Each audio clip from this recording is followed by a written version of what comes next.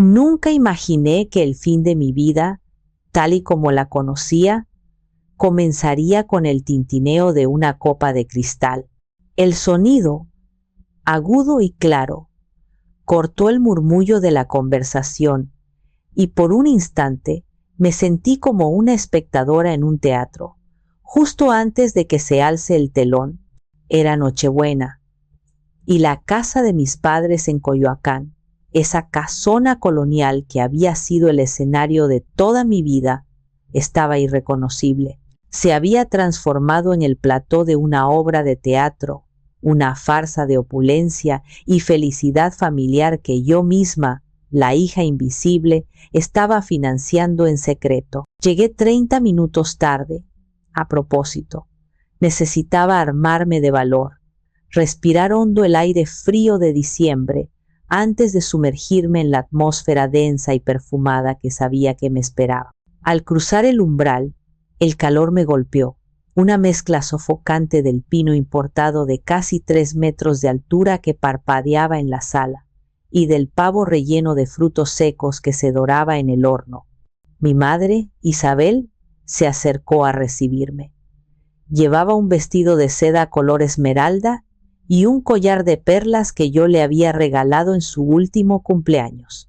«Fernanda, hija, por fin llegas», dijo, dándome un beso en la mejilla que no llegó a tocar mi piel. Sus ojos pasaron rápidamente sobre mi atuendo, un vestido de lana de color borgoña, simple pero de un corte impecable. Vi una microexpresión de desaprobación antes de que la reemplazara con una sonrisa tensa.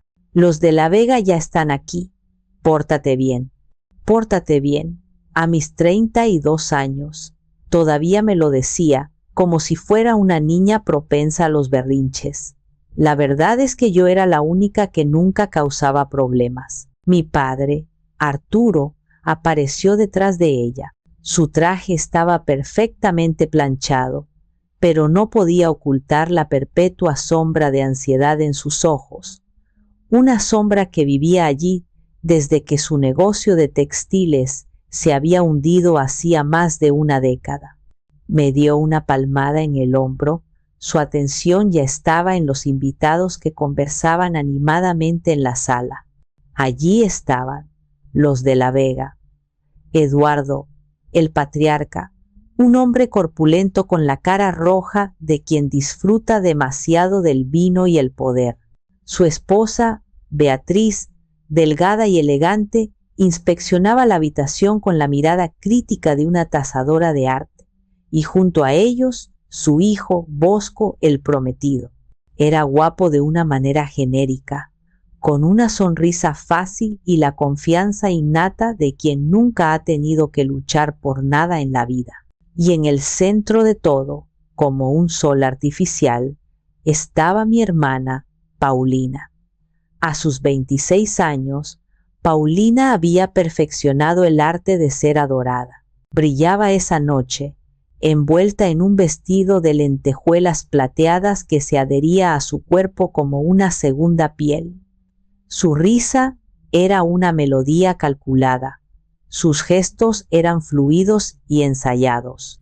Estaba en su elemento, deslumbrando a su prometido, contando una anécdota que probablemente había leído en una revista, pero que presentaba como suya.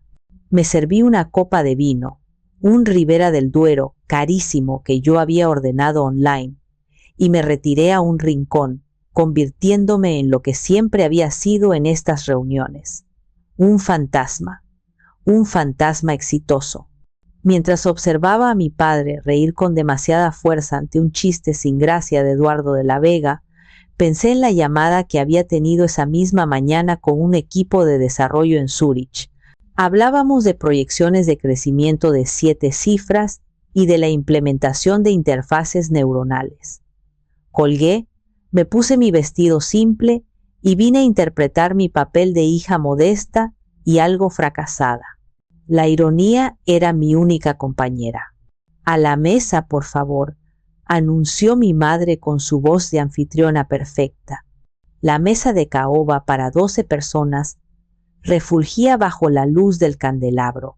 La vajilla de porcelana y los cubiertos de plata, reliquias de una prosperidad pasada que yo había rescatado de una casa de empeño hacía años, esperaban. Nos sentamos y, como siempre, me asignaron el lugar al final de la mesa, el más alejado del centro de poder, junto a un primo adolescente que no apartaba la vista de su teléfono.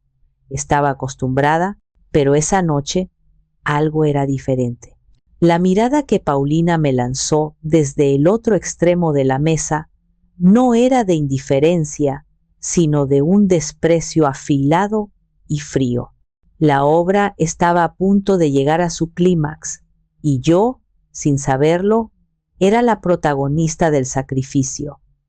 El tintineo de la copa de mi padre pidiendo un brindis fue la tercera llamada para que el telón se alzara.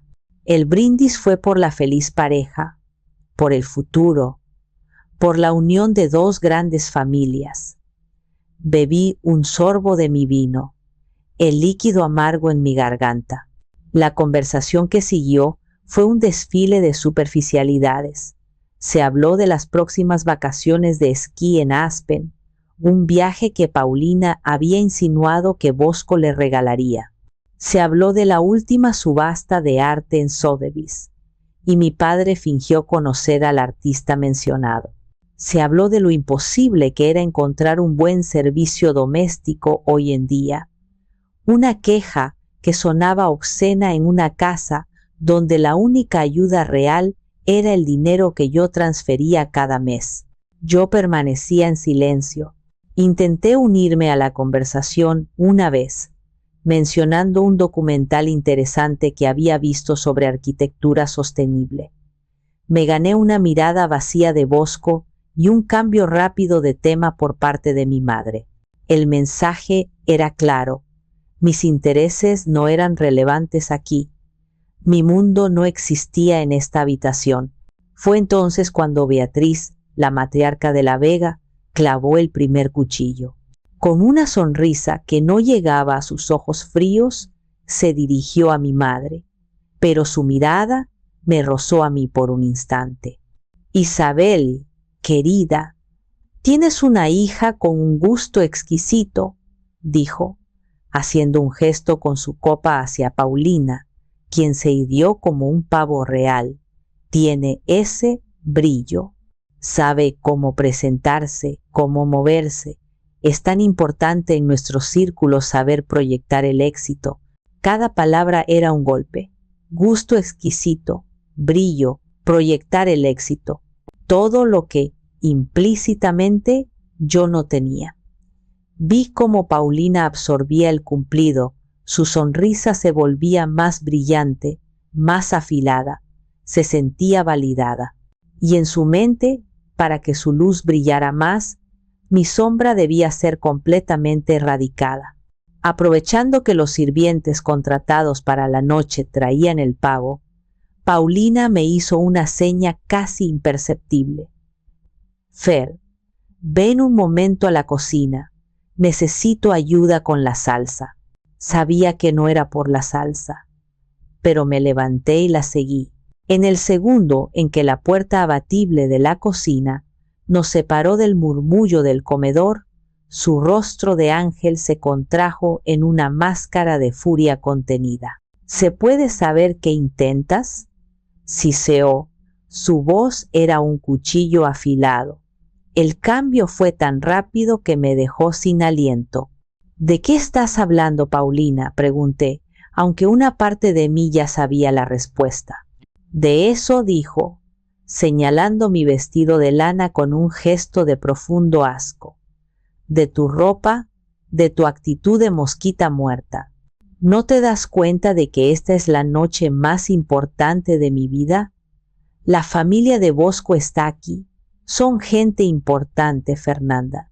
No entienden de tu simplicidad bohemia y barata. La forma en que escupió las palabras simplicidad y barata me hirió más que una bofetada. Es solo un vestido, Paulina. Es Nochebuena, respondí. Mi voz era un hilo. No, no es solo un vestido. Es una declaración, replicó, acercándose a mí, su perfume caro invadiendo mi espacio. Es como si estuvieras gritando que no perteneces, que eres diferente, que nosotros somos diferentes. Estás haciendo que parezcamos menos. ¿Es eso lo que quieres? ¿Sabotearme? Claro que no. Yo nunca. Empecé a decir, pero me interrumpió. Sus ojos se clavaron en los míos, fríos y calculadores como los de una serpiente. Tu ropa barata avergüenza a la familia de mi prometido. Vete. Me quedé helada. La brutalidad de sus palabras me robó el aliento. Vete. ¿A dónde? Señaló con la cabeza hacia el pasillo que llevaba al área de servicio y a la escalera trasera. A tu antigua habitación, a la cocina, a donde sea me da igual, pero no vuelvas a esa mesa. Les diré que te sentiste mal. Eres una vergüenza, ¿entiendes? Una maldita vergüenza. En ese preciso momento, la puerta de la cocina se abrió y mi madre asomó la cabeza, su rostro una máscara de ansiedad. ¿Todo bien, niñas? El pavo se va a enfriar. Vio la tensión, vio mi rostro pálido, vio el desprecio en el de Paulina. Sus ojos fueron de una a la otra, y entonces tomó una decisión. En un acto de cobardía que sellaría su destino, sonrió nerviosamente y dijo: Paulina, querida, deja que Fernanda descanse si se siente mal. Vuelve a la mesa, Bosco te está esperando.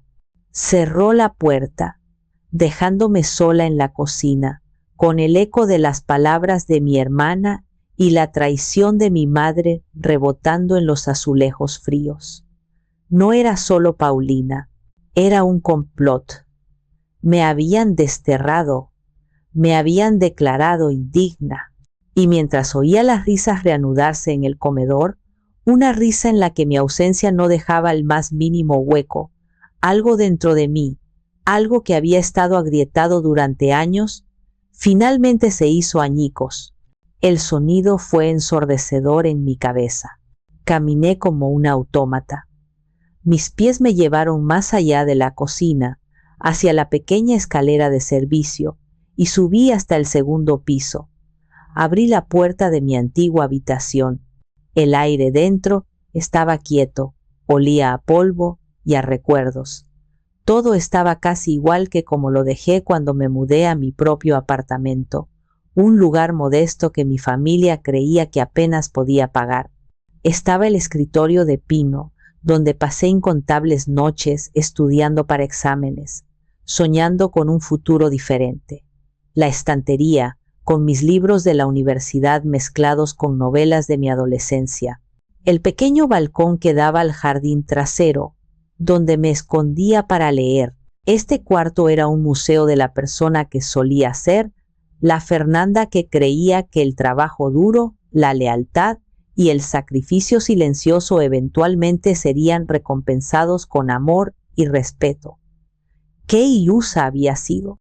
Me senté en el borde de la cama, el colchón se hundió bajo mi peso con un suspiro cansado. Y entonces el pasado me inundó, no como un río, sino como un tsunami. La herida original, el epicentro del terremoto que había definido mi vida, fue la quiebra del negocio de textiles de mi padre. Yo tenía 17 años y me preparaba para la universidad. De un día para otro, el mundo se vino abajo. Recuerdo la tensión en casa, las discusiones susurradas que se detenían abruptamente cuando yo entraba en una habitación. Recuerdo el olor a miedo y a whisky barato en el aliento de mi padre. Pero lo que más recuerdo es su vergüenza, la vergüenza en sus ojos cuando tuvo que vender su coche, la vergüenza en sus hombros caídos cuando amigos de toda la vida cruzaban la calle para no tener que saludarlo. Esa vergüenza se convirtió en un fantasma que se sentaba a la mesa con nosotros, que dormía en los pasillos. Y yo, en mi desesperado amor de hija, me juré a mí misma que algún día de alguna manera, lo exorcizaría. Mi primer gran sacrificio llegó a los 21. Con notas perfectas y un portafolio prometedor, había ganado una beca completa para una prestigiosa maestría en diseño interactivo en Londres. Era mi boleto de salida, mi sueño hecho realidad. 2 semanas antes de la fecha del vuelo, encontré una carta de aviso de embargo sobre la mesa de la cocina. El banco iba a quedarse con la casa. Esa noche escuché a mi padre llorar en su estudio. Fue un sonido seco, ahogado, el sonido de un hombre completamente roto. Al día siguiente, rechacé la beca. Inventé una excusa sobre no sentirme preparada, sobre querer ganar experiencia laboral primero.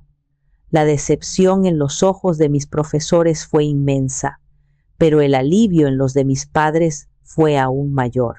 Acepté un trabajo gris en una agencia de publicidad, un trabajo que pagaba bien pero que mataba mi alma, y cada mes una parte considerable de mi sueldo iba directamente a la cuenta de mi padre para renegociar la deuda. El recuerdo más doloroso, sin embargo, fue el de la propia casa. 5 años atrás, la deuda seguía siendo una soga al cuello. El embargo era, de nuevo, inminente. Para entonces, mi carrera como consultora independiente ya había despegado. Acababa de cerrar mi primer contrato de 6 cifras con una startup de Silicon Valley que estaba a punto de salir a bolsa. No lo dudé. Usé cada centavo para liquidar la hipoteca y comprar la propiedad directamente. Pero sabía que la verdad sería una humillación demasiado grande para mi padre. Así que mentí. Inventé una historia elaborada sobre un tío abuelo lejano en Argentina, un tal Ricardo, que había muerto y nos había dejado una pequeña herencia. Mis padres, desesperados por creer en un milagro que no los hiciera sentir como un fracaso, se aferraron a esa mentira como a una balsa salvavidas. Lloraron de alegría, agradecieron al cielo y al difunto tío Ricardo. Nunca me agradecieron a mí, porque nunca supieron la verdad, y yo me convertí en la dueña secreta de su mundo, la arquitecta anónima de su seguridad. Mientras tanto, Paulina florecía sobre el campo abonado de mis sacrificios. Mi renuncia a la beca significó que había dinero para sus clases de actuación. Mi sueldo pagó sus interminables viajes por Europa para encontrarse a sí misma. Mi herencia se convirtió en el capital inicial para su vida de influencer, el pago inicial de su coche de lujo, el depósito de su apartamento en la colonia Roma, las primeras cámaras y equipos. Cada me gusta que recibía, cada colaboración con una marca, estaba cimentado en mi trabajo, en mis noches sin dormir, en mis sueños aplazados. Miré a mi alrededor, a las paredes de mi cuarto de adolescente. Este lugar no era un santuario, era una celda construida con mis buenas intenciones y amueblada con la indiferencia deliberada de mi familia. La humillación de esa noche no era un evento aislado, era la culminación de 15 años de ser invisible, de ser un cajero automático con sentimientos, un recurso, no una persona.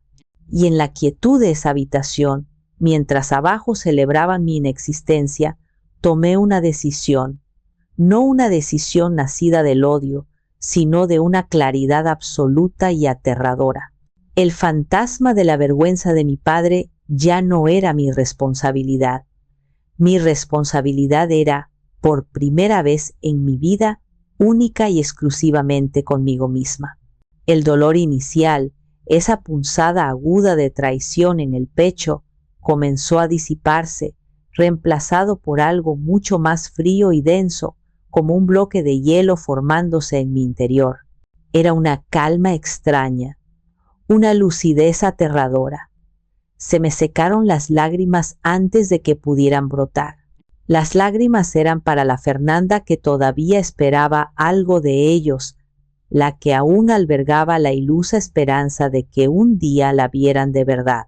Esa Fernanda acababa de morir en la cocina, a manos de su hermana y con la complicidad de su madre.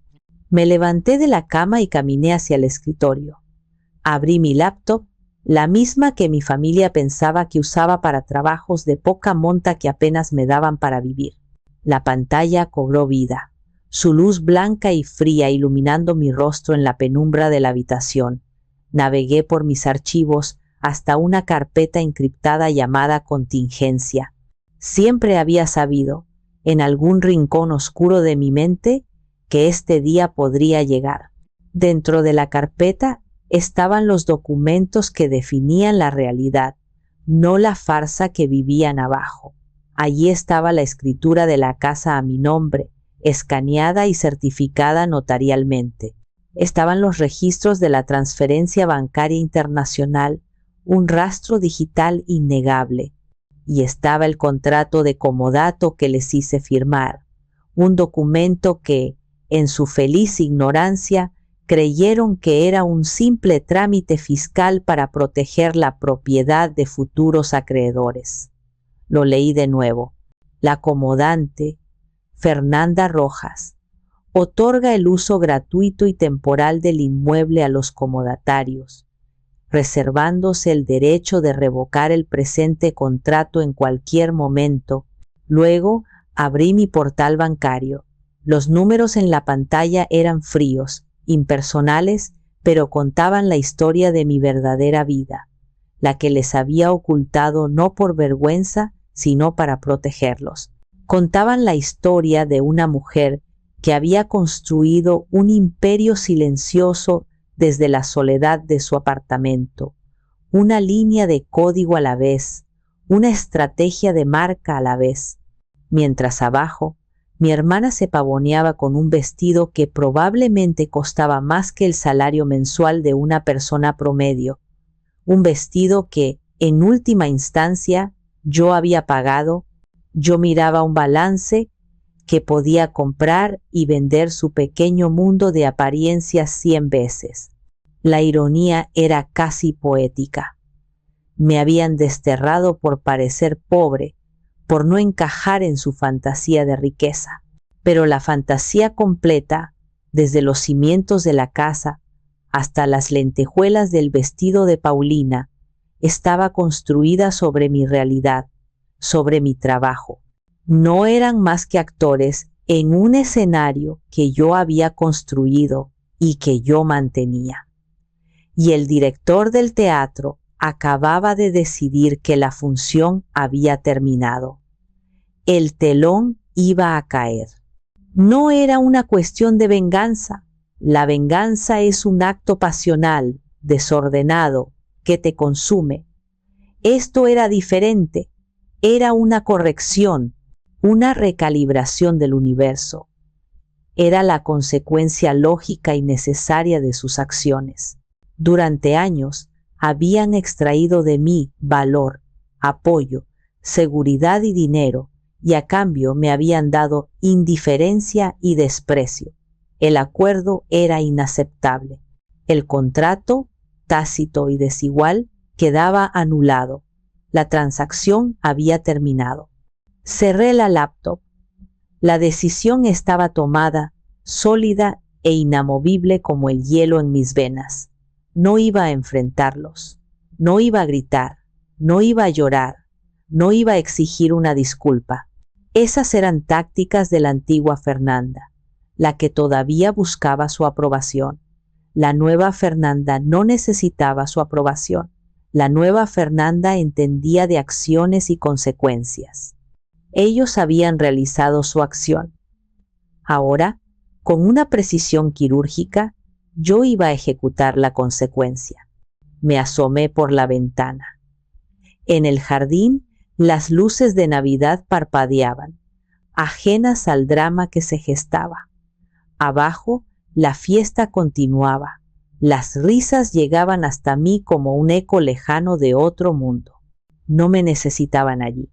Y pronto, muy pronto, descubrirían que, en realidad, no podían vivir sin mí. La diferencia era que yo sí podía vivir sin ellos, y estaba a punto de empezar a hacerlo. No volví a bajar. Dejé que terminaran su farsa. Escuché, como un eco lejano, el murmullo de la despedida, las promesas falsas de futuros encuentros entre los Rojas y los de la Vega. Escuché sus pasos subiendo la escalera, las voces apagadas, el sonido de las puertas de sus habitaciones cerrándose. Esperé. Esperé a que la casa se sumiera en ese silencio profundo de la madrugada, un silencio que ya no me parecía pacífico sino cómplice, un silencio solo roto por el zumbido del refrigerador y el lejano ladrido de un perro. Poco después de las 2 de la mañana, cuando supe que el sueño o el alcohol los habrían vencido, me puse un abrigo sobre el vestido, me deslicé silenciosamente fuera de mi habitación. Mis pies descalzos no hacían ruido sobre la madera fría del pasillo. Bajé la escalera principal, pasando junto a la mesa del comedor, ahora un campo de batalla de platos a medio comer y copas de vino manchadas. La visión me provocó una náusea helada. Salí de la casa, por la puerta principal. La noche de Coyoacán era fría y clara. Las calles, normalmente bulliciosas, estaban desiertas, salpicadas de los restos de las celebraciones, serpentinas aplastadas, luces parpadeando en las ventanas de los vecinos, un silencio expectante. Caminé sin rumbo un par de cuadras. El aire helado en mi rostro era un bálsamo, un ancla a la nueva realidad que estaba a punto de crear. Me detuve bajo la luz anaranjada de un farol.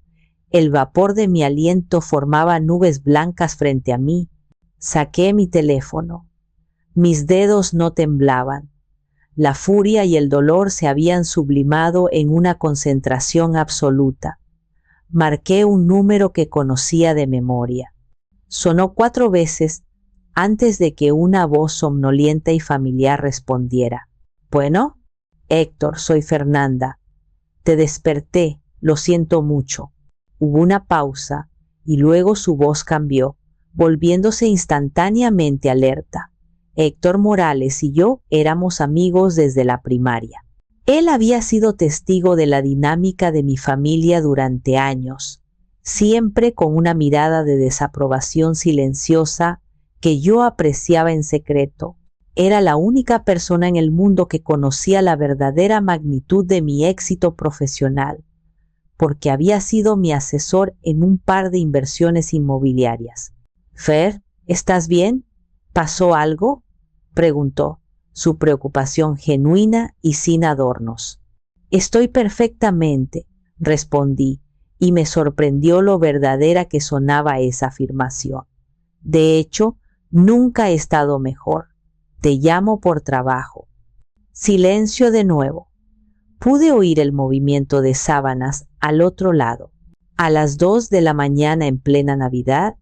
«Es urgente», dije. «Necesito que pongas en venta una propiedad». Le di la dirección, la misma en la que él había pasado tantas tardes de su infancia haciendo tareas conmigo en la mesa de la cocina mientras Paulina nos ignoraba para ver la televisión.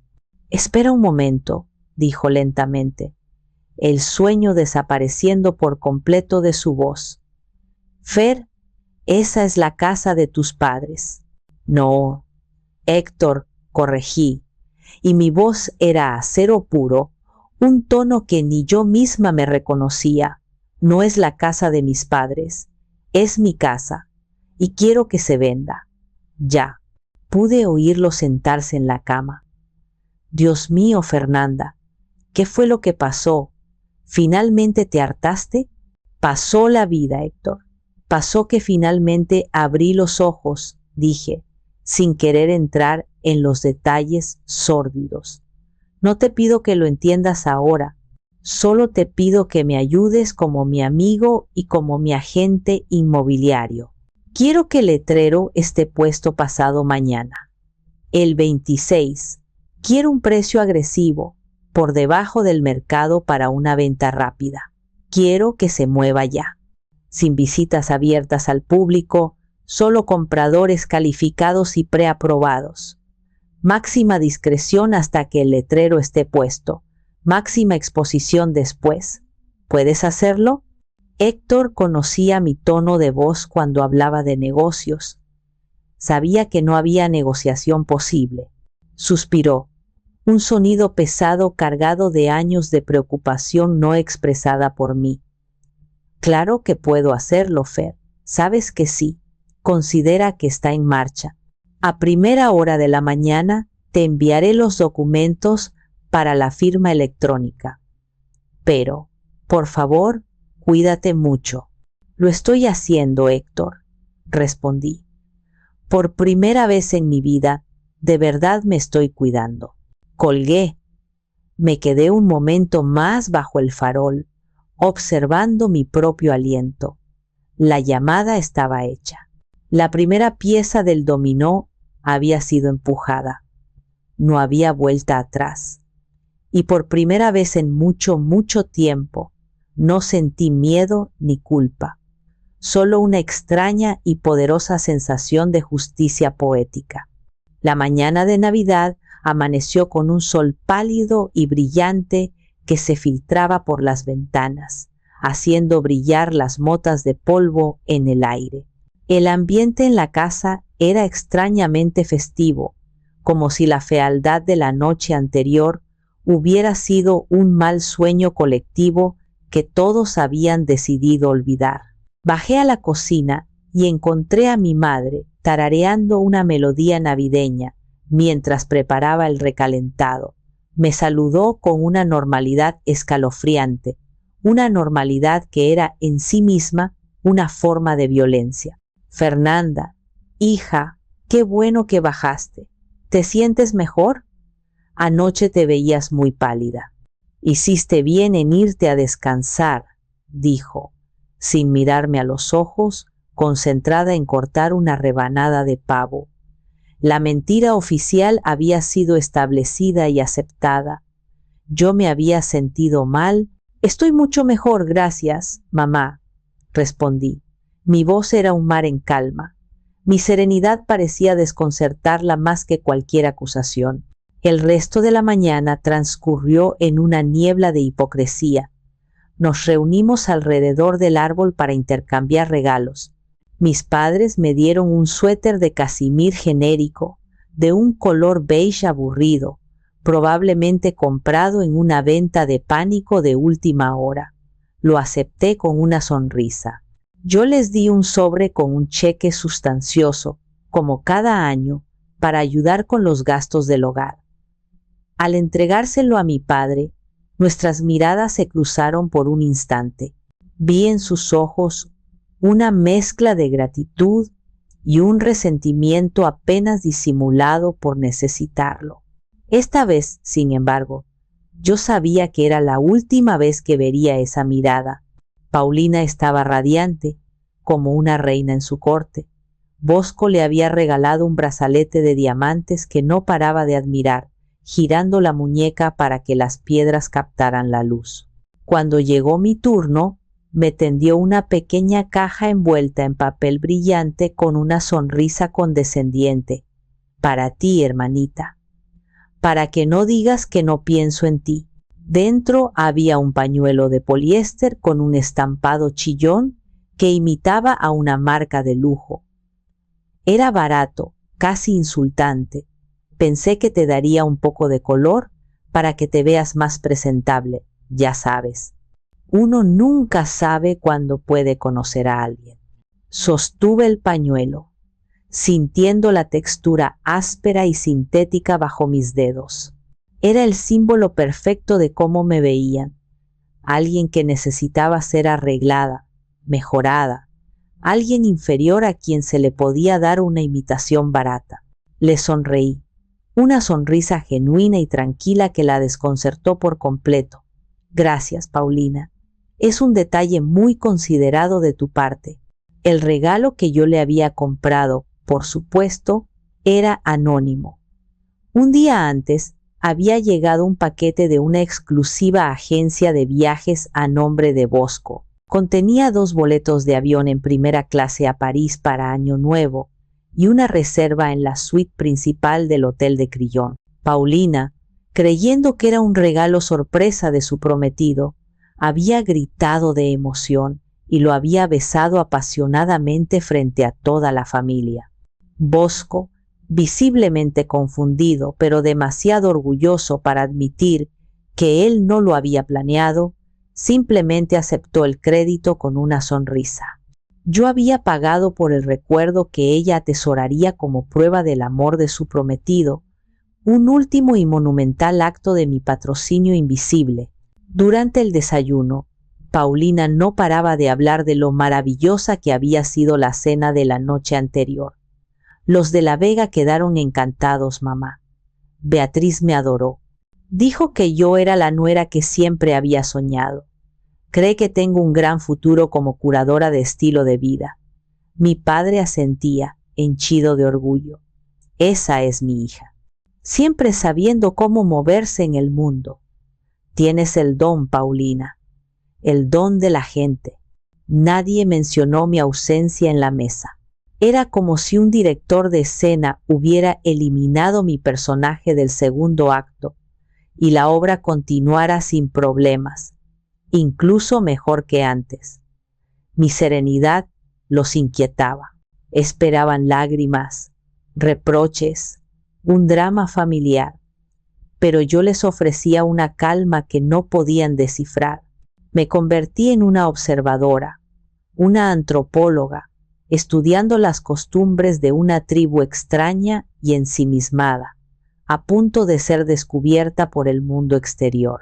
Noté los pequeños detalles que antes se me escapaban.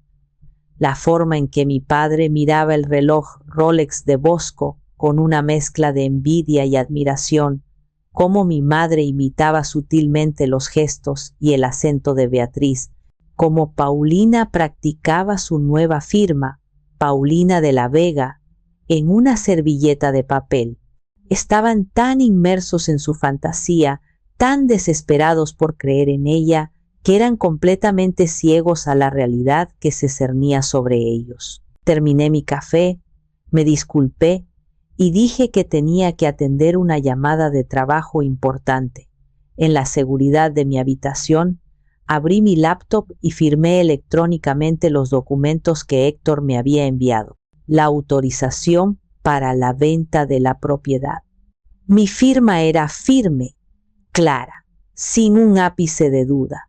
Afuera, el sol de Navidad brillaba. Adentro, la tormenta se estaba gestando, silenciosa e inevitable. Y yo, por primera vez, me sentía en el ojo del huracán, en un centro de calma absoluta, mientras todo a mi alrededor se preparaba para volar en pedazos. El 26 de diciembre fue un día de una normalidad casi surrealista. Después del desayuno, mi familia anunció sus planes. Iban a ir de compras a un centro comercial de lujo en Polanco. Paulina quería gastar la generosa tarjeta de regalo que le habían dado sus futuros suegros. Y mis padres estaban ansiosos por seguir viviendo indirectamente a través de su hija adorada, paseando por tiendas a las que no podrían entrar si no fuera por la futura conexión con los de la Vega. ¿No vienes, Fernanda?, preguntó mi madre, casi como un pensamiento de último momento, mientras se ponía un abrigo de lana que yo le había regalado hacía 2 años. No, gracias. Tengo mucho trabajo atrasado. Debo terminar un proyecto antes de fin de año, respondí desde el sofá, sin levantar la vista de mi laptop. La excusa era creíble. Siempre estaba trabajando. Siempre tan aburrida, murmuró Paulina mientras se retocaba el lápiz labial frente al espejo del vestíbulo. Su reflejo me devolvió una mirada de suficiencia. Debería salir, tomar un poco de aire, quizás conocer a alguien. No te vas a hacer más joven, ¿sabes? Estoy bien así, dije con una sonrisa que no llegó a mis ojos. En el momento en que su coche de lujo, cuyo arrendamiento yo pagaba, salió de la entrada, hice una llamada rápida. «Están fuera, Héctor.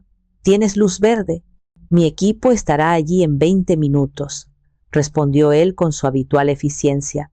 «Profesionales, rápidos y discretos. No te preocupes por nada». Y así fue.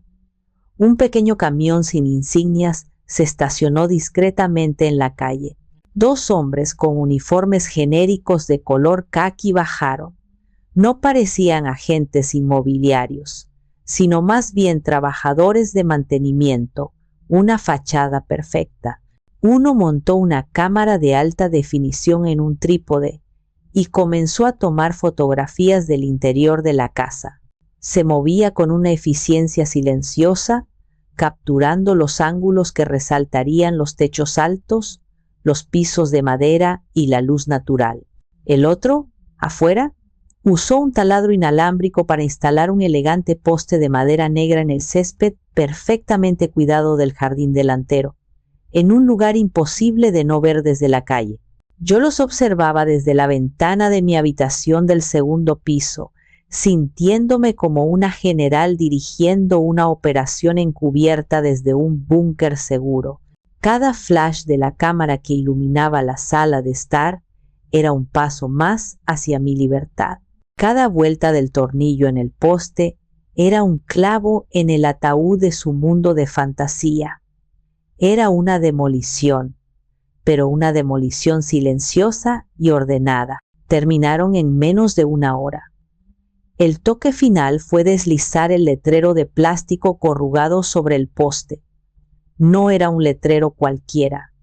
Era elegante, diseñado por la agencia de Héctor.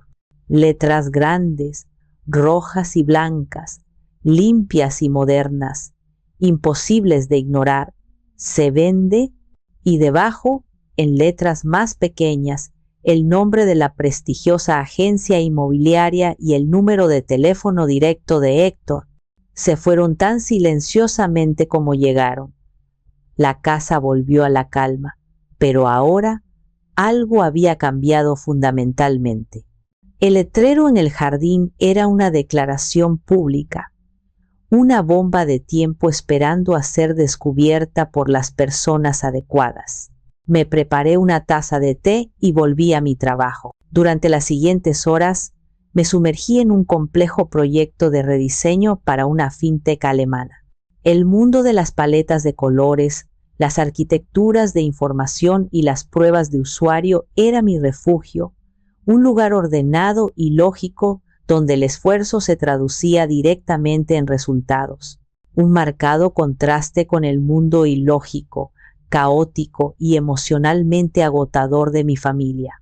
Alrededor de las 5 de la tarde, mi teléfono vibró. Era un mensaje de mi madre. Pero no era una pregunta sobre qué quería para cenar. Era una captura de pantalla. La foto borrosa del letrero de E-Vende, tomada desde el otro lado de la calle. Y debajo, un texto de una sola palabra de nuestra vecina de al lado, la señora Gallo, la autoproclamada vigilante del vecindario. ¿Todo bien, Isabel? Inmediatamente después, mi teléfono comenzó a sonar. Era mi madre. Dejé que la llamada fuera al buzón de voz. Luego sonó el de mi padre. Lo ignoré. Luego, una llamada de un número desconocido, probablemente mi madre usando el teléfono de un extraño. Silencio. Podía oír el chirrido de los neumáticos cuando su coche entró en la entrada, frenando bruscamente mucho antes de lo previsto. Oí las puertas abrirse de golpe. Oí la voz de mi madre, un grito agudo de incredulidad y pánico. «Arturo, mira esto. ¿Qué es esto? No es gracioso». La función estaba a punto de reanudarse. Y esta vez, yo era la única que conocía el guión. El telón estaba a punto de caer sobre su farsa, y yo estaría esperando en las salas. Escuché la puerta principal abrirse de un portazo que hizo vibrar ligeramente el suelo bajo mis pies. Los pasos de mis padres y de Paulina resonaron en el piso de mármol del vestíbulo, una estampida de pánico y confusión que contrastaba con la quietud de la casa vacía.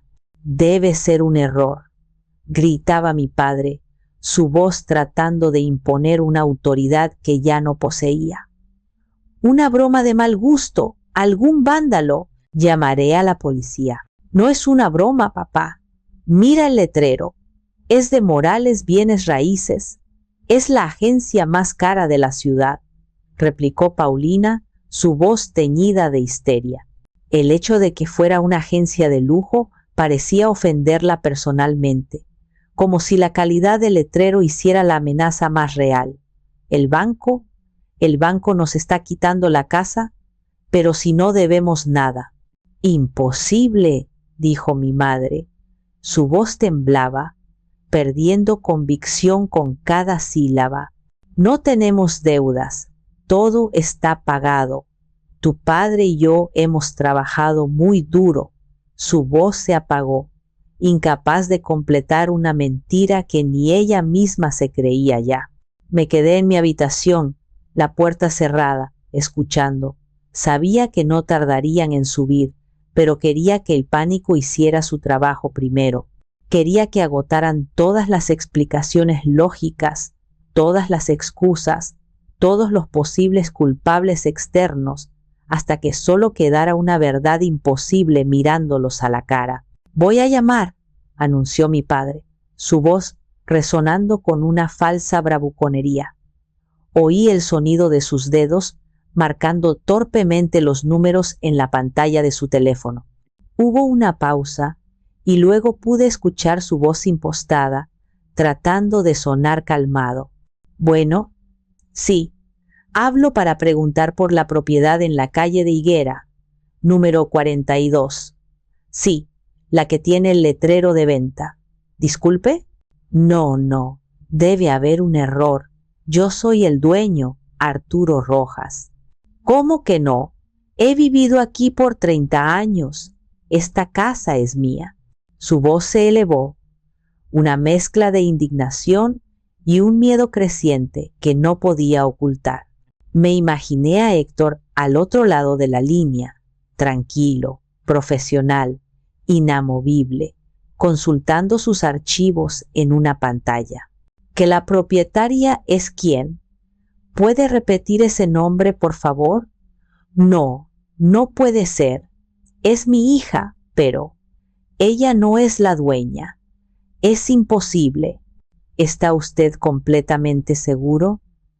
¿Tiene documentos legales que lo respalden?» Hubo un silencio largo y pesado.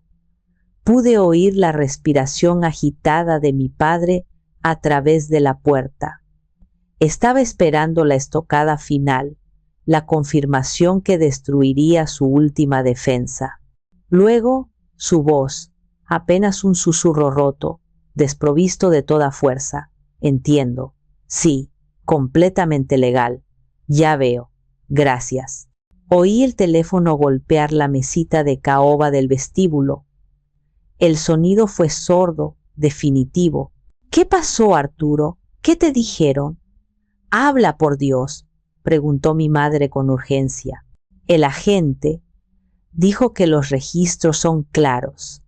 Dijo que la propietaria legal y única es Fernanda», respondió mi padre, y la forma en que pronunció mi nombre fue como si estuviera hablando de una extraña, de una usurpadora. «¿Qué?», gritó Paulina. Su voz era un chillido agudo. «Eso es ridículo. Es una mentira. Fernanda apenas puede pagar su propio alquiler en esa posilga donde vive. ¿Cómo va a ser dueña de esta casa? Ese hombre está loco o ella lo sobornó. Voy a demandarlo. Dijo que tiene la escritura. Dijo que la compró hace 5 años. Continuó mi padre, su voz monótona como si estuviera en estado de shock. Se dirigió a mi madre. «Isabel, la herencia del tío Ricardo en Argentina. Isabel, no hubo herencia, ¿verdad?» El silencio que siguió fue la respuesta. el sonido de su mundo desmoronándose, la pieza final del rompecabezas encajando en su lugar, revelando una imagen que se habían negado a ver durante años. Entonces escuché los pasos. No eran apresurados, eran lentos, pesados, el sonido de 3 personas caminando hacia su ejecución. Subieron la escalera, cada peldaño un crujido de agonía. Se detuvieron frente a mi puerta. Hubo un golpe suave. La mano de mi madre, vacilante. Fernanda, dijo. Su voz era un hilo delgado, irreconocible. Hija, ¿podemos hablar contigo? Giré la silla de mi escritorio para mirar la puerta. Me tomé un momento, saboreando el cambio absoluto de poder. Durante 32 años, yo había sido la que esperaba al otro lado de las puertas, esperando ser invitada, ser vista, ser reconocida. Ahora ellos esperaban. El mundo se había puesto de cabeza. O quizás, por primera vez en mi vida, se había puesto al derecho. Me levanté y caminé hacia la puerta. La abrí. Sus 3 rostros me miraban, una mezcla de incredulidad, miedo y una incipiente furia. Estaban listos para la confrontación. Y yo, por primera vez en mi vida, también lo estaba. Me apoyé en el marco de la puerta cruzada de brazos, creando una barrera física y simbólica. Los miré a los 3, uno por uno, tomándome mi tiempo. Mi padre, Arturo, pálido como el papel, su habitual aire de superioridad patriarcal reemplazado por una confusión desarmada. Mi madre, Isabel, con los ojos enrojecidos e hinchados, alternando entre mirarme a mí y a la escritura invisible que ahora flotaba en el aire entre nosotros. Y Paulina. Ah, Paulina. Su incredulidad se había transformado en una furia pura y desenfrenada, la furia de una reina a la que le acaban de arrebatar su trono. Fue ella, por supuesto, la primera en hablar, o más bien, en explotar. ¿Qué es este chiste enfermo, Fernanda?, gritó, dando un paso adelante, invadiendo mi espacio personal. Quita ese letrero ahora mismo. Estás humillándonos. ¿Es esto por lo de la cena de Nochebuena? ¿Eres tan patética y rencorosa que tienes que inventar esta locura para llamar la atención? Dejé que sus palabras, cargadas de veneno, flotaran en el aire. No reaccioné, no parpadeé. La miré con una calma que pareció enfurecerla aún más, como echar agua sobre aceite hirviendo. No es ningún chiste, Paulina, respondí. Mi voz era tranquila y nivelada, un marcado contraste con su histeria. Y no estoy llamando la atención. Estoy estableciendo un hecho. Un hecho. ¿Qué hecho?, intervino mi padre, encontrando finalmente su voz, aunque sonaba hueca. El hecho de que has perdido la cabeza. Vamos a quitar ese maldito letrero y llamaremos a nuestro abogado. Estás cometiendo un fraude. Es un delito. ¿Nuestro abogado?, pregunté, levantando una ceja. ¿Se refieren al licenciado Mendoza? El que yo les recomendé y cuyos honorarios pagué el año pasado cuando tuvieron ese problema con los impuestos. Dudo que quiera tomar un caso en mi contra. Mi padre retrocedió, golpeado por la verdad de mis palabras. Mi madre comenzó a sollozar suavemente, recurriendo a su arma de siempre, la manipulación emocional. Fernanda, hija, por favor, no sé qué te hemos hecho para merecer esto, pero esto es demasiado cruel. Piensa en nuestra reputación, en lo que dirá la gente, en la familia de Bosco. Vas a arruinar el futuro de tu hermana. La familia de Bosco, siempre la audiencia imaginaria para la cual actuaban. Sufrían no por la posible pérdida de su hogar, sino por la humillación pública. Me reí. No fue una risa alegre, sino un sonido seco, sin humor, que salió del fondo de mi pecho. Reputación, repetí, saboreando la palabra. ¿La reputación construida sobre qué, mamá? ¿Sobre mentiras? ¿Sobre apariencias? ¿Sobre mi dinero? Esa fue la primera vez que lo decía en voz alta, frente a ellos. La palabra mi dinero colgó en el aire, pesada y tangible como una piedra. Nuestro dinero, corrigió Paulina con vehemencia. Papá y mamá han trabajado toda su vida por esta casa. Tú no has aportado nada. Sí, lo hicieron, concedí, mirando directamente a mi padre. Trabajaron muy duro y casi la pierden. Y la habrían perdido si no fuera por mí. Me di la vuelta y caminé lentamente hacia mi escritorio. Ellos me siguieron con la mirada hasta el umbral de la habitación, como si un campo de fuerza invisible les impidiera entrar en mi espacio sagrado. Abrí el cajón superior y saqué una elegante carpeta de cuero negro que había preparado esa misma mañana. Regresé y me paré frente a ellos, en el pasillo. Ustedes creen en las apariencias, dije, abriendo la carpeta con un movimiento deliberado. Creen en los vestidos caros, en los coches de lujo y en las cenas elegantes. Pero la verdad no está en las apariencias. La verdad está en los documentos, en los números. En el papel, mi voz era la de una profesora explicando una lección difícil a unos alumnos particularmente lentos. Estaba tranquila, metódica, mi corazón no latía más rápido. Por primera vez en una confrontación con ellos, yo tenía el control absoluto, porque yo tenía la verdad y estaba a punto de mostrárselas. La lección más dura de sus vidas estaba por comenzar, y la matrícula, se darían cuenta muy pronto, era todo lo que creían poseer. Saqué el primer documento de la carpeta. Era una copia certificada de la escritura de la propiedad. La sostuve con firmeza para que los tres pudieran verla. El papel era grueso, oficial, con sellos y firmas que gritaban autenticidad. Esta, dije, mi voz cortando el silencio tenso, es la escritura de esta casa. Fue registrada en el registro público de la propiedad hace 5 años, 3 meses y 12 días. Como pueden ver, aquí, bajo el título propietario, solo hay un nombre. Hice una pausa dramática, pasando mi dedo por la línea de texto. Fernanda Rojas. Soltera. No hay más nombres. No hay copropietarios. Legalmente, esta casa es tan mía como el vestido que llevo puesto. Mi padre entrecerró los ojos, acercándose un paso, como si la proximidad pudiera cambiar las palabras impresas. Mi madre se tapó la boca con la mano, un sollozo ahogado escapó de sus labios. Paulina, sin embargo, se aferraba a la negación. Eso se puede falsificar, espetó. Conozco gente que hace documentos falsos. Es un trozo de papel. Tienes razón, dije.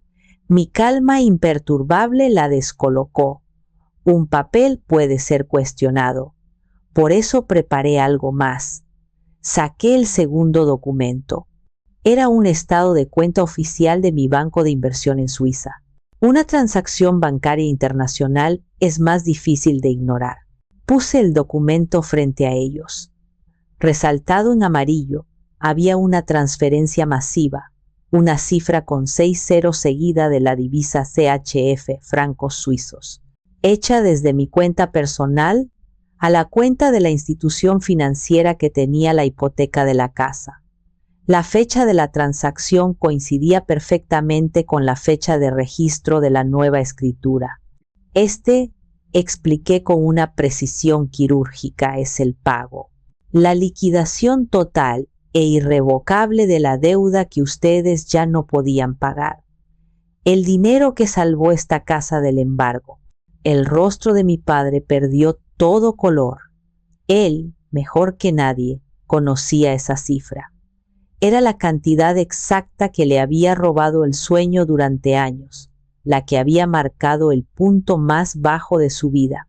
Verla allí, pagada por mí, fue un golpe directo a su orgullo.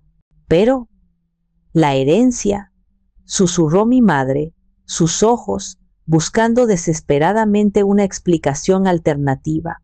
El tío Ricardo de Argentina. El dinero que nos dejó. No hubo herencia, mamá. Respondí suavemente, pero sin una pizca de piedad. El tío Ricardo murió sin un centavo en una residencia de ancianos en Mendoza.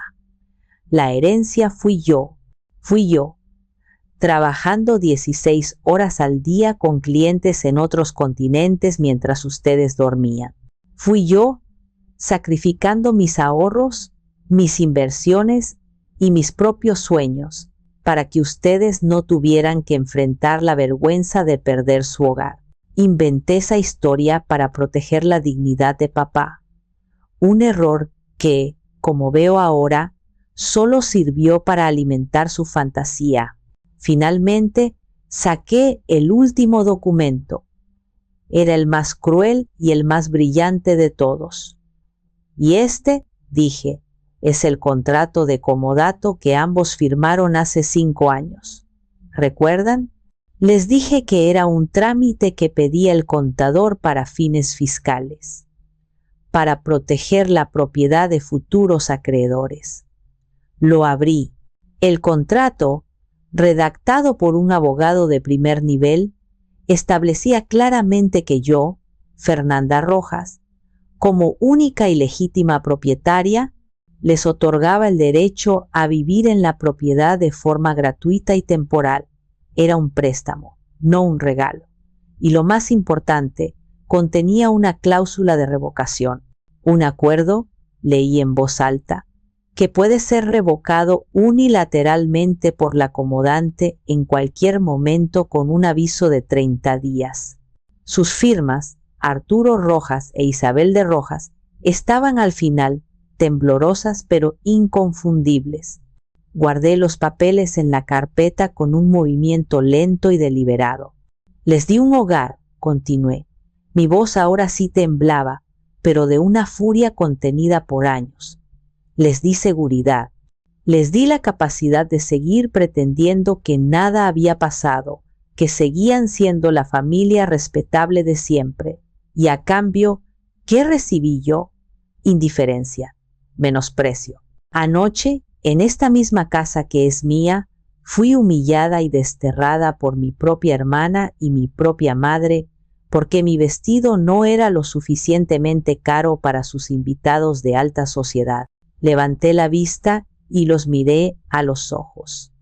La verdad, como ven, no es una opinión, no es un sentimiento, es un hecho documentado, legal e irrefutable.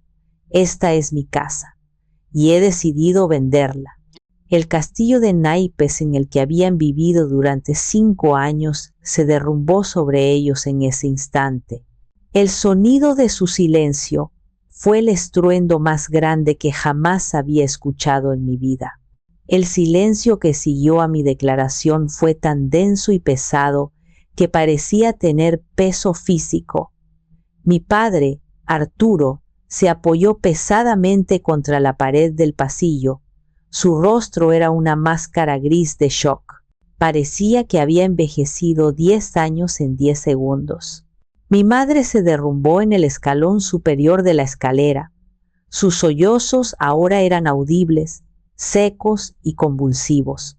El sonido de una mujer que acababa de perderlo todo. Pero fue en Paulina, donde la transformación fue más dramática y reveladora. Su rostro, normalmente animado y expresivo, se quedó completamente en blanco. Sus ojos, grandes y maquillados, pasaron de los papeles que yo volví a guardar en la carpeta, a mi cara, y de vuelta a los papeles, como si tratara de procesar un idioma alienígena. La furia había desaparecido, reemplazada por algo mucho más profundo y primitivo, el terror puro de la aniquilación social. No, susurró, la palabra apenas un soplo de aire. No, no, no, no puedes hacer esto. Su negación no era una pregunta, ni un ruego. Era un intento desesperado de reescribir la realidad con la fuerza de su voluntad, la misma voluntad que siempre le había funcionado para conseguir lo que quería. No solo puedo hacerlo, Paulina, respondí. Mi voz era fría y precisa como un bisturí. Ya lo hice. El contrato está firmado. Héctor ya tiene 2 ofertas preliminares de compradores muy interesados que ni siquiera necesitan ver la propiedad en persona.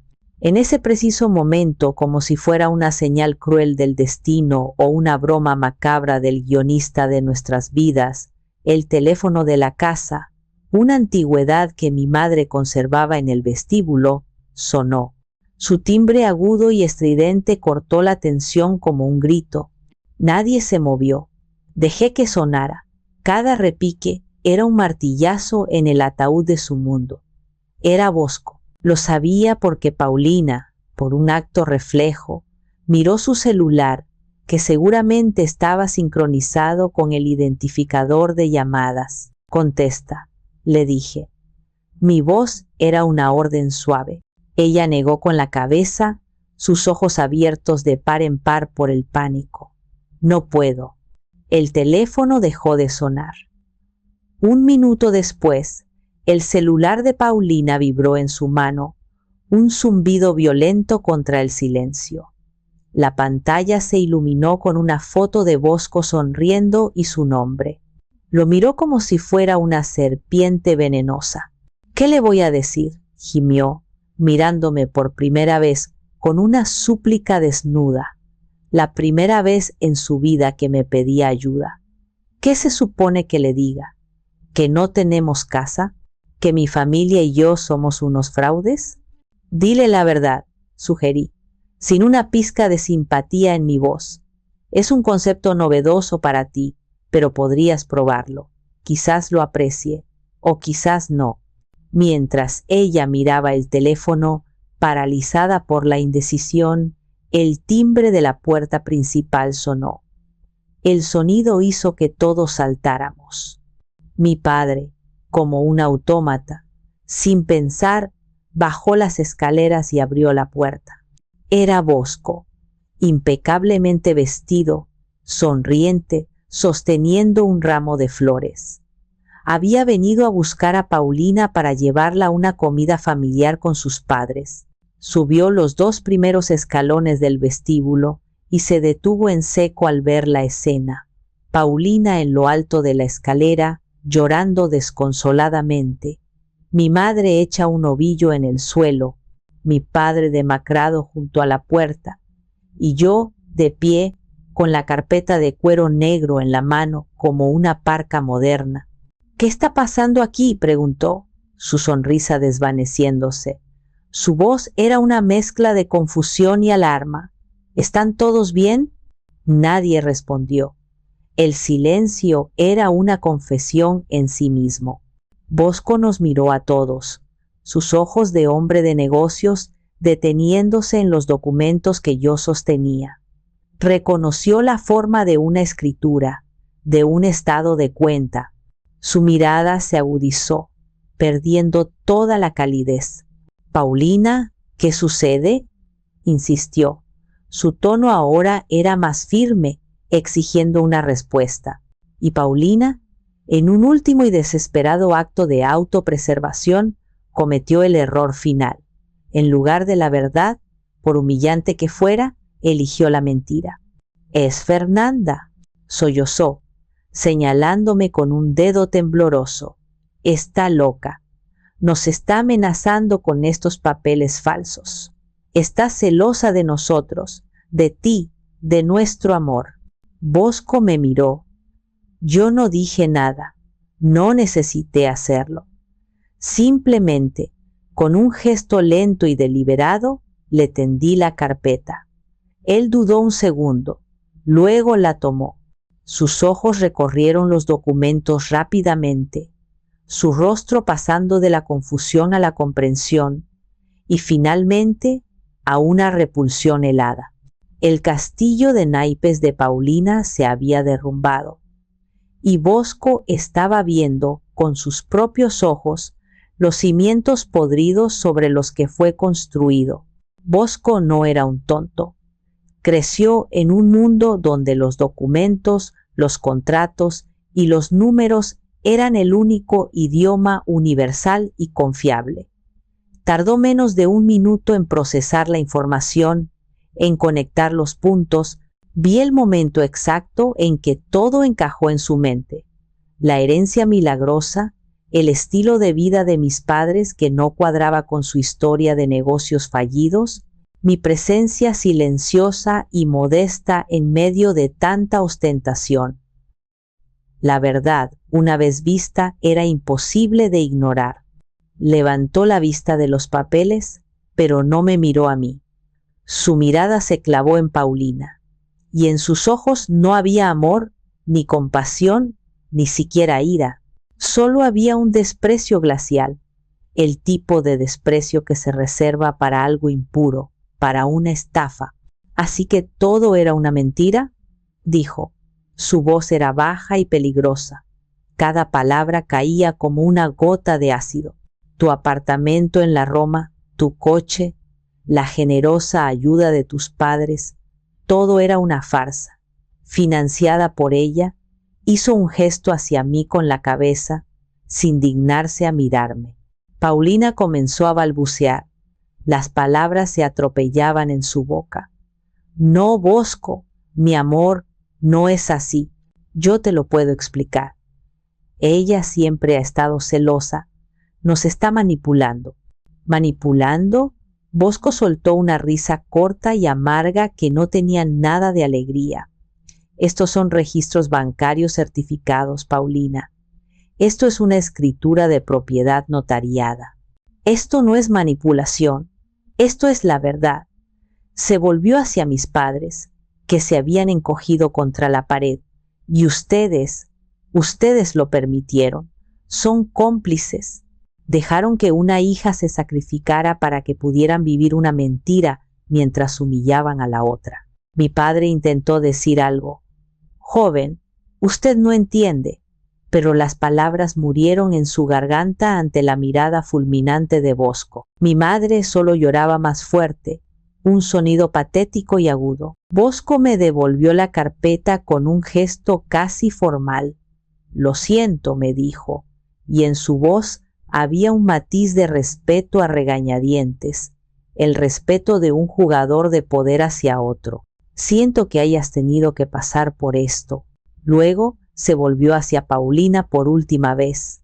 Su rostro era una máscara de mármol, sus emociones bloqueadas. Mi familia valora dos cosas por encima de todo, Paulina: el honor y el linaje. La honestidad es la base de ambos. Tú no tienes ninguna de las tres. Has construido tu vida sobre la deshonestidad y la crueldad hacia tu propia sangre. Hizo una pausa, dejando que las palabras cayeran como piedras en el silencio absoluto de la casa. No puedo casarme contigo. No puedo unir el nombre de mi familia, un nombre que ha sido respetado por generaciones, al tuyo. Fue una ejecución, rápida, limpia y brutalmente pública. Se dio la vuelta, sus zapatos caros resonando en el mármol, y bajó las escaleras. Paulina gritó su nombre, un sonido desgarrador, animal, el grito de alguien que lo está perdiendo todo. Corrió tras él, tropezando en sus tacones. Bosco, espera, por favor, podemos arreglarlo, no me dejes. Lo seguimos con la mirada desde lo alto de la escalera. Bosco no se detuvo, ni siquiera miró hacia atrás. Abrió la puerta principal y se fue, cerrándola suavemente detrás de él. El sonido del clic de la cerradura fue el punto final, el fin de la farsa, el fin de la vida de Paulina tal y cómo la conocía. Se quedó de pie en el vestíbulo, mirando la puerta cerrada, su cuerpo temblando violentamente. Luego, sus piernas parecieron ceder. Se deslizó lentamente por la pared hasta el suelo. Su vestido de lentejuelas ahora parecía una burla cruel, un disfraz de una vida que ya no existía. Se hizo un ovillo y comenzó a sollozar, no con tristeza, sino con la rabia impotente de alguien a quien le han arrebatado su única posesión valiosa, su fachada. La miré desde arriba, no sentí pena, no sentí satisfacción, no sentí nada, solo un vacío inmenso y una certeza escalofriante. La guerra había terminado, y aunque técnicamente yo había ganado, el campo de batalla era mi propio hogar, y las bajas eran mi propia familia. Después de que el eco de la puerta cerrándose se desvaneciera, la casa quedó suspendida en un silencio espeso y sofocante, roto solo por los sollozos ahogados de Paulina desde el vestíbulo. Mi padre finalmente se movió, como un hombre saliendo de un trance. Bajó las escaleras, evitando mirar a Paulina, y se dirigió directamente al bar de la sala. Se sirvió un vaso de whisky. Sus manos temblaban tanto que el hielo tintineaba violentamente contra el cristal. Lo bebió de un trago. El líquido ámbar era una pobre defensa contra la cruda y humillante realidad. Mi madre, por otro lado, se levantó y se acercó a mí. Sus ojos estaban hinchados, su rostro manchado de rímel. Ya no había ira en su mirada, solo una desesperación vacía. Fernanda, comenzó. Su voz era un ruego tembloroso. ¿Estás contenta? ¿Esto es lo que querías? Ver a tu hermana destruida, a tu familia humillada ante los de la Vega. Yo no destruí nada, mamá, respondí. Mi voz era firme, cansada pero inquebrantable. Yo solo dejé de sostener las ruinas. Ustedes construyeron este desastre. Mentira sobre mentira, sacrificio sobre sacrificio y mío. Yo solo encendí la luz para que pudieran ver el desorden en el que vivían. Pero es tu hermana, insistió, aferrándose al único argumento que le quedaba. Es tu sangre. ¿Y eso qué significa, mamá? La interrumpí, el cansancio de años en mi voz. ¿Significa que es un pase libre para que me pise, me use, me humille por el resto de mi vida? ¿Eso es lo que significa la sangre?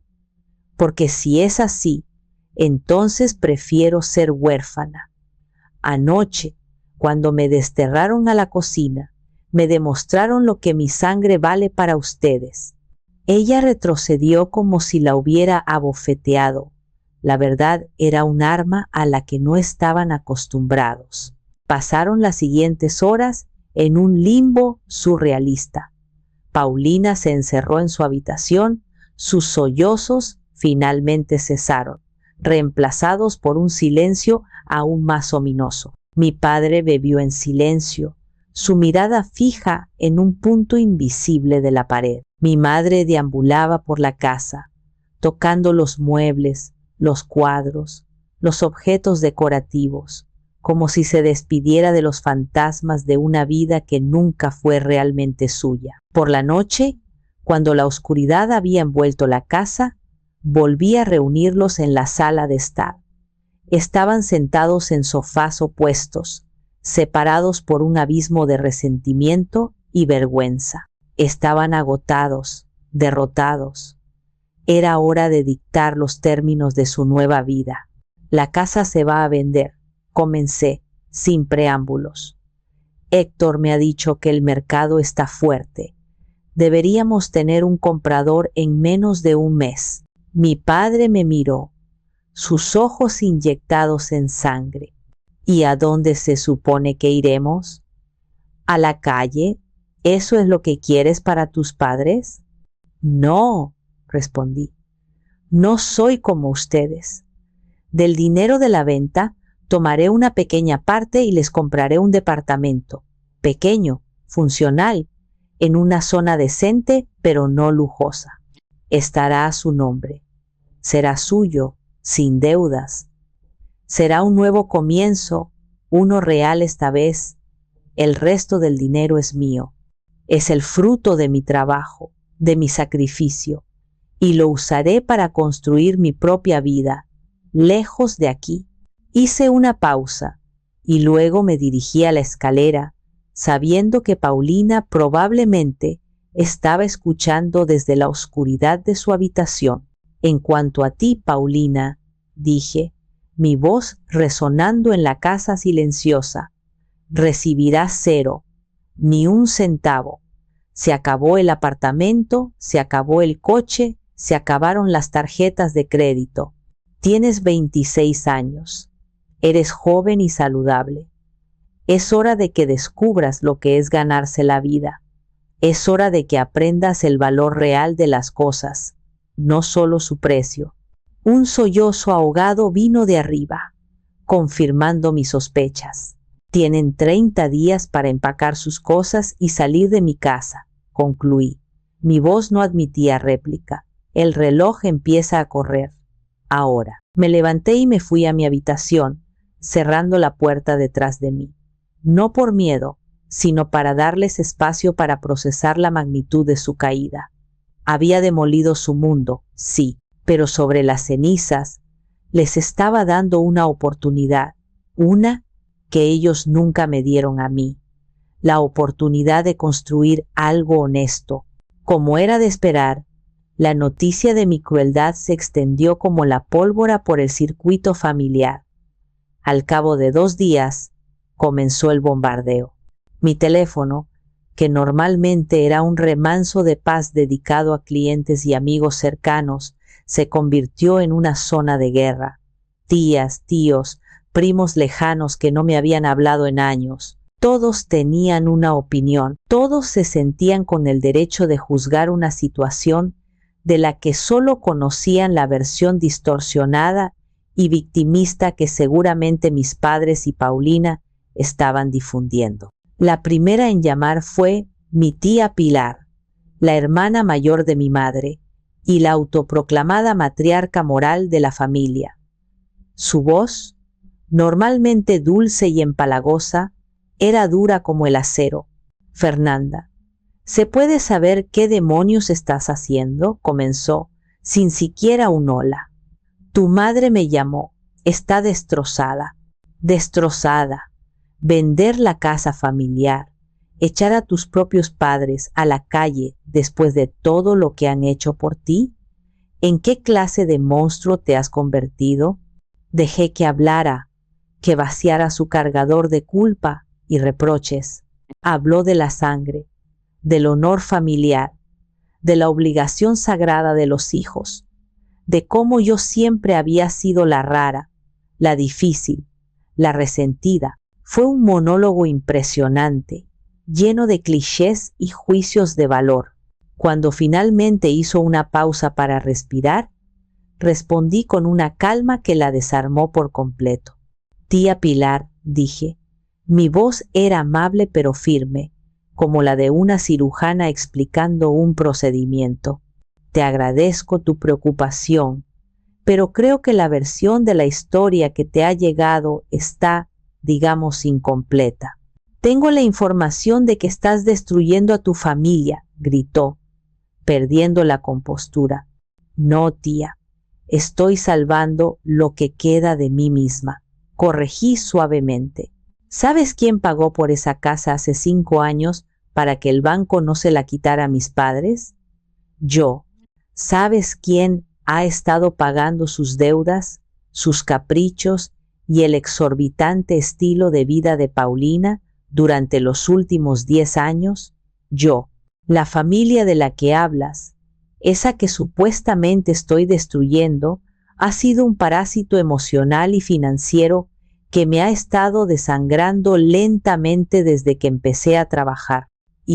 Yo acabo de decidir quitármelo de encima. Hubo un silencio atónito al otro lado de la línea. Pude oír su respiración, sorprendida, así que, con todo el debido respeto, a menos que estés dispuesta a asumir la carga financiera completa de mis padres y de mi hermana de ahora en adelante, te sugiero amablemente que no te involucres en mis decisiones. Este asunto, tía, no te concierne. Colgué antes de que pudiera responder. Inmediatamente después, bloqueé su número y el de mi tío Ernesto, que seguramente sería el siguiente, y el de mi prima Sofía. Uno por uno, fui silenciando a los monos voladores, a los soldados rasos del ejército de mi familia que habían sido enviados para presionarme y hacerme sentir culpable. Fue un acto sorprendentemente liberador. Cada número bloqueado era un ladrillo más en el muro que estaba construyendo alrededor de mi nueva vida. Un muro para proteger mi paz, una paz que me había costado 32 años de mi vida ganar. Ya no era accesible, ya no estaba disponible para su drama. El espectáculo había terminado y el público estaba siendo escoltado amablemente hacia la salida. Pasaron 6 meses. 6 meses de un silencio bendito y una actividad frenética que se sintió como un renacimiento. La casa se vendió más rápido de lo que esperaba, a una joven familia con 2 niños pequeños que se enamoraron del jardín donde yo solía esconderme para leer. El día de la firma final ante el notario, mis padres no estuvieron presentes. Enviaron a su abogado con un poder. Fue un acto de cobardía final que extrañamente me dio una sensación de cierre. Significaba que realmente habían entendido que el viejo orden había muerto y que no había vuelta atrás. Cumplí mi palabra. Con una parte del dinero, compré un bonito y luminoso departamento de 2 habitaciones en la colonia Narvarte.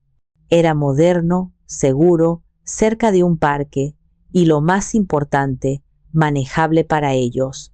Lo puse a sus nombres, libre de toda deuda. Se los entregué junto con un cheque generoso para que lo amueblaran a su gusto. Fue la última transacción financiera que tendría con ellos. Mi deber, autoimpuesto y tóxico, había concluido. Me mudé a un penthouse minimalista en la Roma Norte, un espacio lleno de luz natural, plantas de hojas grandes y estanterías llenas de libros. Un lugar que era solo mío, que no guardaba fantasmas ni resentimientos.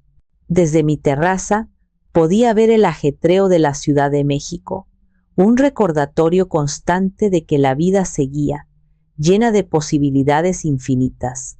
A través de Héctor, que se había convertido en mi confidente más cercano, me enteré de la nueva vida de mi familia. Mis padres estaban luchando, pero adaptándose. Mi padre, por primera vez en años, había empezado a buscar trabajos de consultoría a pequeña escala en la industria textil, usando sus viejos contactos. Mi madre había vuelto a dar clases de piano a niños del vecindario. Era una vida más pequeña, más modesta, pero, esperaba, más honesta. Ya no tenían que mantener una fachada. La historia de Paulina fue la más predecible y a la vez la más triste. Después de un par de meses viviendo en el sofá de una amiga tras otra, se dio cuenta de que su fama en Instagram no pagaba las cuentas. Su contenido, sin el telón de fondo de apartamentos de lujo, restaurantes caros y viajes exóticos, perdió todo su atractivo. Sus seguidores disminuyeron. Las marcas dejaron de llamarla. Tuvo que hacer lo impensable. Consiguió un trabajo. Héctor la vio una vez sirviendo mesas en un restaurante de moda en la Condesa. Llevaba un uniforme, su cabello recogido en una coleta, su rostro desprovisto del habitual maquillaje pesado. Se veía cansada. Se veía por primera vez en su vida real. Yo, mientras tanto, florecí. Sin el peso de las expectativas y responsabilidades de mi familia, Mi creatividad se disparó. Acepté proyectos más ambiciosos y desafiantes. Comencé a invertir en startups de tecnología verde lideradas por mujeres y empecé a viajar, no para escapar, sino para explorar. Fui a Kioto a ver los cerezos en flor. Pasé un mes trabajando desde un café con vistas al mar en Lisboa.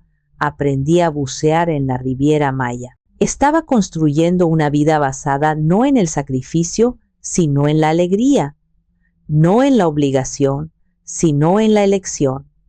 Había perdido una familia, sí, la que creía tener, pero había ganado el mundo entero. Y, lo más importante, después de tanto tiempo, finalmente me había ganado a mí misma. Anoche, mientras revisaba correos y planificaba mi próximo viaje de trabajo a Seúl, recibí un mensaje. Era de un número desconocido, pero reconocí el estilo de escritura de inmediato. Era mi madre, Isabel. El mensaje no contenía palabras al principio, solo una foto. Era una foto de Paulina, tomada a hurtadillas, supongo. Estaba en su uniforme de mesera, recargada contra una pared en lo que parecía ser un callejón trasero del restaurante, fumando un cigarrillo. Se veía agotada, su mirada perdida en la distancia, las luces de neón de otro local reflejándose en sus ojos. Debajo de la foto, un segundo mensaje llegó. Un texto simple, corto, pero cargado de veneno, pasivo-agresivo y años de culpa. ¿Estás feliz? Destruiste la vida de tu hermana. Miré la foto durante un largo rato. No vi a la influencer glamorosa. No vi a la reina de la fiesta. Vi a una joven enfrentándose a la realidad por primera vez.